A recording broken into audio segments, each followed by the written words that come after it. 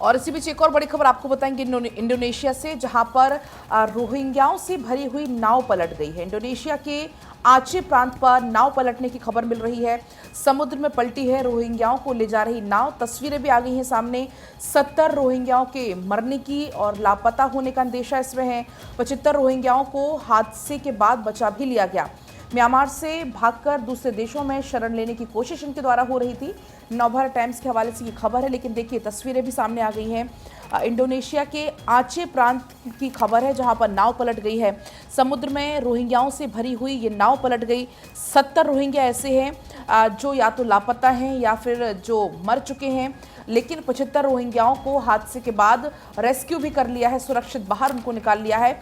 लेकिन बड़ी घटना यहां पर हो गई है इंडोनेशिया के आचे प्रांत में, जहां पर नाव पलटने से 75 रोहिंग्याओं की जान भी चली गई। आगे बढ़ते मलेशिया नहीं करेगा कॉमनवेल्थ गेम्स का आयोजन, और 2026 में होने वाले कॉमनवेल्थ गेम्स पर संकट के बादल इस वक्त मंडरा रहे हैं। कॉमनवेल्थ गेम्स के लिए आयोजक नहीं मिल पा रहे हैं और इसी वजह से मलेशिया के से खबर मिल रही है फिलहाल कि पीएम अनवर की अध्यक्षता में मीटिंग भी हुई और फेडरेशन ने 100 मिलियन पाउंड्स का ऑफर फिलहाल किया है। मलेशिया ने इस फंड को आयोजन के लिए अपर्याप्त बताया है। पत्रिका में इस खबर को लेकर विस्तार से जानकारी दी गई है। 2026 में कॉमनवेल्थ गेम्स होने वाली थी, लेकिन अब इस पर संकट के बादल मंडरा रहे हैं। बढ़ते खबरों में आगे बात इजराइल की करेंगे। देखिए, इजराइल के दौरे पर अमेरिकी विदेश मंत्री इजराइल पहुंचे। अमेरिकी विदेश मंत्री बिल्कन और इजराइल हमास युद्ध के बीच पहुंचे हैं तेल अवीव।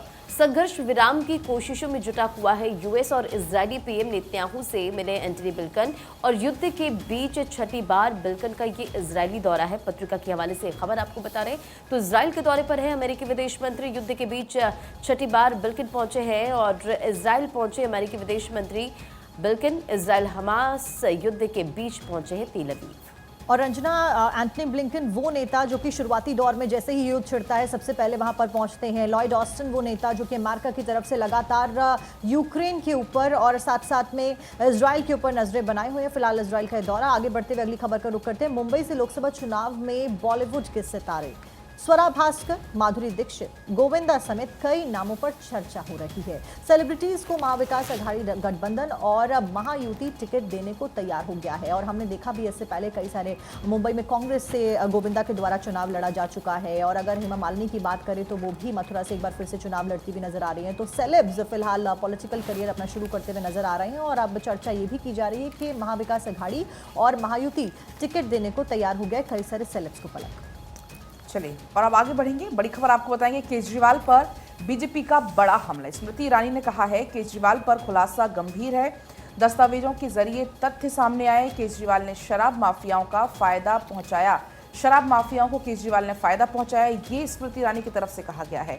लॉकअप में है केजरीवाल, लेकिन अब इस पर बयानबाजी जमकर हो रही है, सियासी बवाल जमकर मचा हुआ है और स्मृति ईरानी ने ये बड़ा हमला केजरीवाल पर बोला है। उन्होंने कहा है केजरीवाल पर जो खुलासा हुआ है वो काफ़ी गंभीर है। दरअसल आपको बता दें मनी लॉन्ड्रिंग के लिए सीएम पद का इस्तेमाल, ये ईडी की तरफ से आरोप लगाया गया था कि शराब नीति गोवा चुनाव में विधायकों को फंडिंग के लिए बनाई गई थी। केजरीवाल ने सीएम पद का इस्तेमाल पार्टी को मनी लॉन्ड्रिंग की सुविधा देने के लिए किया था। तो ये तमाम जो ईडी की तरफ से बातें कही गई और उसके बाद अब स्मृति ईरानी ने किया है बड़ा हमला। स्मृति ईरानी ने हमला बोलते हुए कहा है कि जो खुलासे केजरीवाल पर हुए हैं वो काफ़ी गंभीर है। सपा नेता अभय सिंह को मिली 22 श्रेणी की सुरक्षा। राज्यसभा चुनाव में बीजेपी के पक्ष में की थी क्रॉस वोटिंग और सुरक्षा में तैनात रहेंगे सीआरपीएफ के जवान।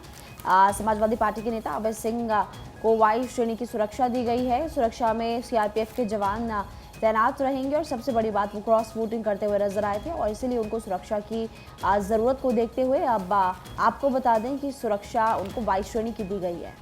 बढ़ते खबरों में आगे बीएसपी ने जारी की उम्मीदवारों की लिस्ट।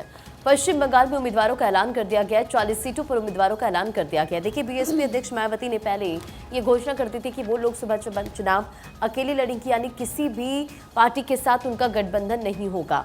और किसी नेता के लिए, किसी राजनेता के लिए ये अपने आप में बहुत बड़ी बात होती है कि लोकसभा चुनाव में अकेले लड़ना। और आपको ये जानकारी देते चले कि बीएसपी ने जारी कर दी उम्मीदवारों की लिस्ट और 40 सीटों पर उम्मीदवारों का ऐलान कर दिया गया। पश्चिम बंगाल की 40 सीटों पर उम्मीदवारों का ऐलान। मैं लोकसभा चुनाव नहीं लड़ना चाहती थी, पंकजा मुंडे ने कहा। लोगों के लिए करना चाहती हूं काम, मैं महाराष्ट्र के लोगों के लिए काम करना चाहती हूं, भाजपा नेता के द्वारा कहा गया। बीड़ धामन गांव में मुंडे का जोरदार स्वागत भी इस दौरान किया गया। जागरण के हवाले से खबर पलट। और चलिए अब आगे बढ़ेंगे, एक और बड़ी खबर आपको बताएंगे। मंदिर या कमाल मौला मस्जिद, बड़ा सवाल। भोजशाला के सर्वे पर अर्जेंट हियरिंग वाली याचिका खारिज हो गई है। धार में कड़ी सुरक्षा व्यवस्था है। एएसआई की टीम ने वीडियोग्राफी भी यहां पर की है। सर्वे वाले स्थान भी इस दौरान चिन्हित किए हैं। मध्य प्रदेश के धार का ये पूरा मामला है, जहां पर अभी जमकर पूरा ये मामला गरमाया हुआ है। दरअसल वाराणसी की ज्ञानवापी की तर्ज पर एएसआई ने शुक्रवार को धार की भोजशाला का वैज्ञानिक सर्वे शुरू कर दिया था। सुबह 6:05 पर सूर्योदय के साथ ही एएसआई के 5 एक्सपर्ट्स की टीम वहां पर पहुंची, 15 सदस्यों की टीम वहां पर पहुंची। और इसके अलावा आपको बता दें, यहाँ पर मुस्लिम पक्ष से कोई नहीं था। इसके बाद अलग अलग टीम बनाकर काम शुरू हो चुका है भोजशाला में। कोर्ट में अब 1 अप्रैल से होगी इस पूरे मामले में सुनवाई। आगे बढ़ते हैं, उत्तर प्रदेश की खबर आपको बताते हैं। हेडलाइन है अखिलेश यादव का आजम कार्ड। समाजवादी पार्टी सुप्रीमो ने आजम खान से मुलाकात की। सीतापुर जेल पहुंचकर आजम खान से मुलाकात करते हुए नजर आए। झूठे मुकदमे में आजम को फंसाया गया है, वो मीडिया से मुखातिब होते हुए नजर आए और ये बड़ी बात कही। समाजवादी पार्टी और कांग्रेस को मजबूती देने में अखिलेश लगातार जुटे हुए हैं। सीट फॉर्मूला तैयार हो चुका है और सबसे बड़ी बात कि आजम से मुलाकात कर मुस्लिमों को संदेश देते हुए वे नजर आए। हिंदुस्तान में इस खबर को लेकर बताया गया है विस्तार से।